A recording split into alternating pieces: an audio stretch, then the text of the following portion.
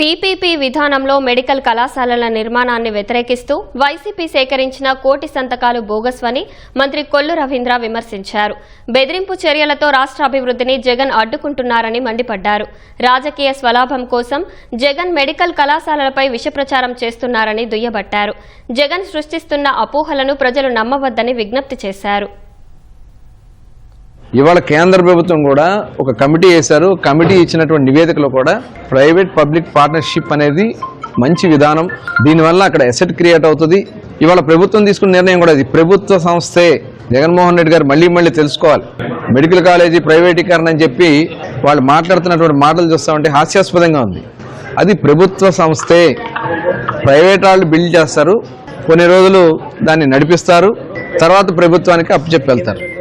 దానివల్ల సీట్లు తగ్గవే, ఇంకా సీట్లు పెరుగుతాయి, ప్రజలకి వైద్య సహాయం పెరుగుతుంది.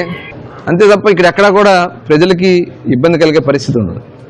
దొంగ సంతకాలు పెట్టుకుని అవన్నీ తీసుకెళ్లి గవర్నర్ గారికి ఇచ్చి ఒక దుర్మార్గమైనటువంటి ప్రచారం చేయడానికి ప్రయత్నం చేశాడు. వాళ్ళు పూర్తిగా ఫెయిల్ అయ్యారు, అట్టర్ ఫెయిల్ అయిపోయారు వాళ్ళు.